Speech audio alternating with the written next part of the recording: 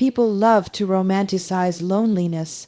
They'll dress it up in Instagram quotes and call it peace, growth, or protecting my energy. But the raw truth, isolation is rarely something that just happens. It's earned. It's a product of repeated decisions, attitudes, and behaviors. It's the bill that shows up after years of reckless emotional spending. When a woman finds herself isolated, no real friends, no support system, just her and her pride, it's not always bad luck. It's not always because others were fake or jealous. That's the easiest story to tell yourself. It makes you the hero, the misunderstood queen, the victim of a cold, disloyal world, but often it's the exact opposite. Isolation is the natural consequence of repelling people who once tried to care. You see, people are not stupid.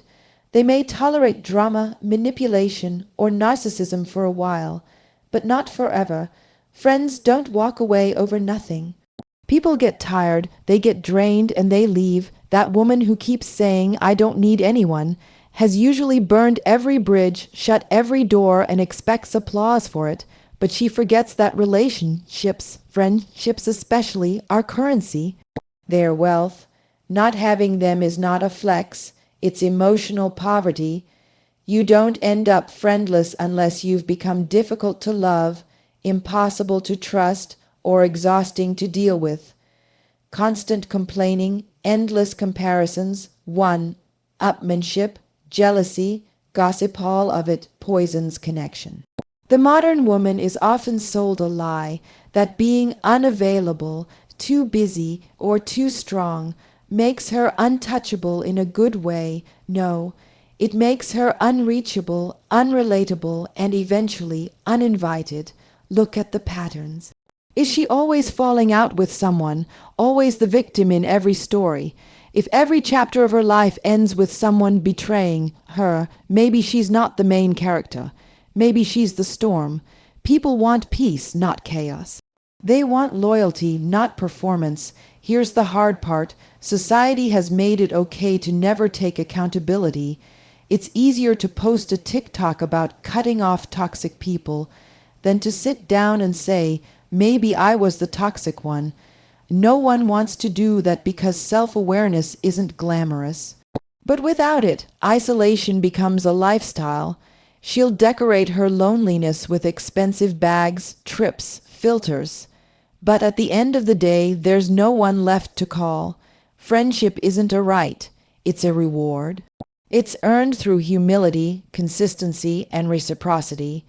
If a woman finds herself with none, that's not just a random curse. It's a mirror, one she's avoided looking into for too long. The world today worships independence like it's the final form of success. Especially for women, strong and independent has become more than just a mindset. It's an identity, a brand, a defense mechanism. But somewhere along the way, the message got corrupted. Independence was never supposed to mean isolation. Strength was never meant to replace connection. Yet too many women now equate needing no one with being powerful, and that confusion is quietly destroying their relationships and their peace. There's nothing wrong with being self-sufficient. Being able to pay your own bills, make your own decisions, and chart your own path, that's admirable. But independence loses its value when it becomes a wall instead of a foundation. There's a dangerous pride in saying, "I don't need anyone," like it's proof of superiority. But what it often shows is pain, defense, emotional armor, because needing no one usually means trusting no one, and trusting no one usually comes from being burned too many times without learning how to heal. Strength isn't shutting everyone out. It's knowing how to let the right people in without losing yourself. It's being able to say, "I can handle this," and also, "I'd rather not do it alone." The truth is, nobody makes it without support. Not men, not women, not anyone. Even the most dominant people in history had circles, allies, trusted friends. So when a woman says she's better off alone, what is she really saying? That her standards are too high or her heart's too guarded? That she sees everyone as a threat, competition, or obstacle, that's not strength. That's survival mode. There's a myth that femininity and dependence are the same thing, and that embracing any need for connection makes a woman weak. But real femininity isn't helplessness, it's influence, it's emotional power, it's intuition, and it thrives in relationships. The woman who believes she must handle everything herself ends up exhausted, bitter, and slowly resentful of the very independence she fought for. Because at some point, all the wins, money, and achievements feel empty when there's no one to share them with. Worse, the "I don't need anyone" mindset becomes a self-fulfilling prophecy. She pushes people away, then complains no one's there. She mocks vulnerability, then wonders why no one opens up to her. She treats connection like a liability, not a lifeline, and eventually people stop trying. She's respected maybe, but rarely loved, admired perhaps, but never known. Real independence isn't about proving anything to the world. It's about building a life where you choose who to trust, who to build with, and who deserves your time. But choosing to be alone out of pride, fear, or ego isn't power. It's a cage with gold bars where the world thinks you're thriving, but you're silently starving for something deeper. In a world obsessed with shortcuts, speed, and instant gratification, relationships have become disposable. Loyalty is replaced by likes. Integrity is replaced by optics. People don't want to put in the work. They want convenience. They want friendships that never challenge them, partners that never hold them accountable, and conversations that never make them uncomfortable. But that's not connection, that's customer service. Real connection is built on character, not convenience. When someone finds themselves alone, especially a woman who claims she has no real friends, it's easy to blame others for being disloyal or fake. But rarely do people stop and ask what role did character play in the breakdown, because convenience might get you invited, but only character keeps you remembered. Friendships don't erode overnight. They corrode over time when someone chooses ego over honesty, gossip over gratitude and self, interest over sacrifice. You can't call yourself a real one if every bond you have collapses under pressure. Because pressure doesn't destroy true character, it reveals it.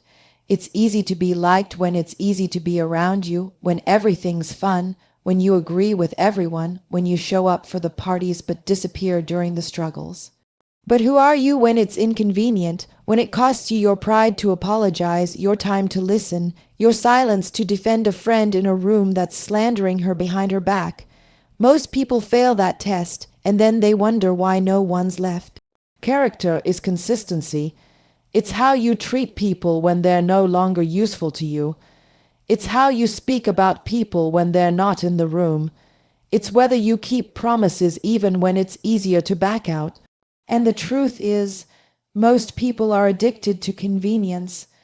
They'll stay close as long as it's easy, as long as it benefits them, as long as it costs them nothing. Some women spend years blaming the world for why they have no friends, never realizing they traded away every meaningful connection for a temporary sense of superiority.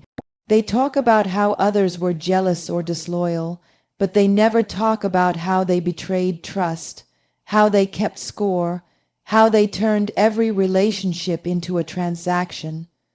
The truth is, if your loyalty is negotiable, your friendships will always be temporary. Character requires discipline. It means doing the right thing even when no one's clapping. It means standing firm when the crowd turns. It means loving people in a way that's not always easy, but always real. That's why character is rare, because it demands sacrifice. It's not flashy. It doesn't make headlines, but it leaves a mark that convenience never will. You can be charming, funny, successful, and still be deeply unreliable. And eventually, people stop investing in what looks good but fails to deliver. Because when life hits hard, and it always does, No one remembers who was convenient. They remember who had character when it mattered. There's a strange comfort in victimhood. It feels warm, familiar, and even empowering at first. It gives you a narrative, a reason why life hasn't worked out the way it should. It tells you you're not the problem, they are. It justifies your anger, your bitterness, your loneliness. But here's the truth no one wants to hear. Victimhood is addictive because it requires zero accountability. It's a mental drug that numbs responsibility and replaces it with excuses. A woman who constantly sees herself as the victim in every situation eventually becomes addicted to that role. Why? Because being the victim means you're never wrong. You're never the one who has to apologize, grow, change, or reflect. Every failed friendship, every broken relationship, every moment of conflict, it's always someone else's fault. That kind of thinking feels good in the short term, but it's a slow poison. It robs you of growth, of power, of the ability to create a different outcome. Society has made it even easier to lean into this mindset. The internet rewards victimhood. Share a story about betrayal and you'll get instant validation. Comments, likes, and messages saying you deserve better, or they were never real. But no one asks the hard question. What part did you play? What behavior did you repeat? What truth have you been avoiding? Because real growth begins with confrontation, not with others, but with yourself. The most dangerous part of victimhood is that it slowly rewires your mind to expect pain.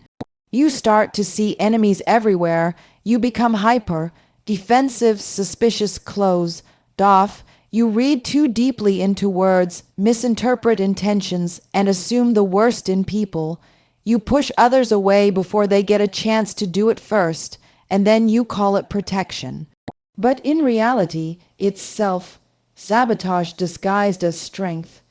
Women who live in victimhood often fail to recognize the pattern. Every friend eventually betrays them.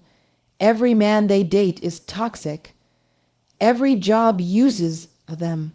But the common denominator in every situation is them. They're in every story, every conflict, every loss. And still, they refuse to see the mirror that life is holding up to them. That's how strong the addiction is. Being a victim feels powerful until you realize it's a cage, a place where growth is impossible and pain becomes part of your identity. And once pain becomes your personality, you start wearing it with pride. You start telling the same stories over and over about who wronged you, who left you, who didn't support you. It becomes your anthem, but it's a lie, because the truth is, you always had a choice to heal, to confront, to take control. No one is denying that life is unfair or that people can be cruel. But when your entire life narrative is built on being wronged, you give away your agency.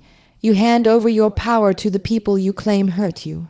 You let them shape your future, your mindset, your self-worth. In every tribe, pack, army, or empire, loyalty is the glue that holds the unit together. For men, this code is deeply embedded. A man will go to war for the one who stood beside him, the one who never folded under pressure, the one who didn't disappear when things got ugly. Loyalty is currency. It's not about how long you've known someone. It's about who's still standing when the storm hits. That's how men operate. Respect isn't built on words. It's earned through action, consistency, and sacrifice. But when it comes to women, the dynamic often shifts. There's a hunger for connection, for affirmation, for belonging. But the foundation is shaky. The modern world has created a culture where female friendships are built more on convenience than code. One disagreement, one honest opinion, one moment of jealousy, and everything falls apart. Women are told to be empowered, but they're rarely taught how to be united. And the result is a generation of women who know how to be strong alone, but not strong together. Sisterhood isn't about brunches, selfies, and fake compliments. It's about depth. It's about having people who hold you accountable without you taking it as an attack. It's about having someone who checks you not to tear you down, but to make sure you rise the right way. A real sister will tell you the truth even when it stings. She won't sit in silence while you self-destruct. She won't clap for your chaos. She'll correct you because she values you. But a woman who has no sisterhood often views correction as betrayal. She isolates herself the moment loyalty demands discomfort. She prefers fans over friends, people who always agree, always cheer, never challenge. That's not a circle, that's a stage, and eventually the show ends. Just like men can't thrive without loyalty, women can't flourish without genuine sisterhood. You can have all the success, looks, followers, and status, but if you're emotionally bankrupt, it will all feel hollow. Sisterhood feeds the soul in ways nothing else can. It gives women a mirror that reflects not just beauty, but character. It gives them roots in a world that's constantly shifting. The problem is, many women have been conditioned to compete instead of connect, to envy instead of encourage. They've been told that another woman's win is somehow their loss. So instead of linking arms, they keep score. Instead of building together, they tear each other down behind smiles and passive comments. And then they wonder why trust is dead and connection is rare. Men respect loyalty because loyalty means survival. Women need sisterhood because sisterhood means strength, not just outer strength, but emotional resilience, clarity, and growth. When women isolate themselves under the banner of being too real or too different, what they are often doing is hiding their wounds. They've been hurt before, so they shut down. They tell themselves they don't need anyone, but deep down, they crave a bond that doesn't break when tested. It's easy to point fingers. It's easy to walk around with a list of people who did you wrong, hurt your feelings, lied to you, or failed to meet your expectations. But when every story you tell ends with someone else being the villain and you being the constant victim, there's a problem. And it's not them. At some point, if every relationship ends in conflict, if every friend becomes an enemy, and if no one ever seems to get you, the only common denominator is you. This isn't about self-blame, it's about brutal self-awareness. It's about having the guts to step back and ask, what energy am I putting out? What behavior am I normalizing? What pattern do I keep repeating? Because the world isn't conspiring against you. Not everyone is fake, not everyone is toxic, but if you carry chaos, you'll keep finding drama. If you carry insecurity, you'll keep attracting conflict. There are people who walk through life with a superiority complex masked as self-defense. Every time something doesn't go their way, they cut people off, talk about how real they are, and write another chapter in their book of betrayal. But they never flip the mirror. They never question their tone, their attitude, their decisions, or how they made others feel. They live in an echo chamber of self-righteousness, protected by a wall of denial and decorated with empty affirmations. When someone has no long-term friendships, no lasting relationships, and a reputation for being hard to deal with, it's not the world's fault. People aren't allergic to truth. They're allergic to arrogance. They're allergic to being manipulated, belittled, and blamed. No one wants to walk on eggshells or constantly adjust themselves just to avoid setting someone off. And if people keep disappearing from your life, it's not always because they were weak. Sometimes it's because they were wise enough to leave. Growth starts when excuses stop. When you stop blaming your past for how you treat people today, when you stop labeling every critic as a hater, when you stop mistaking emotional immaturity for high standards. If your standards push everyone away, they're not standards, they're walls, and behind those walls you may feel safe, but you'll also feel alone. The truth hurts, but it frees you. If everyone around you is the problem, Maybe it's time to consider how you contribute to the dysfunction. Maybe your communication is too aggressive. Maybe your pride makes apologies impossible. Maybe you demand loyalty but give none.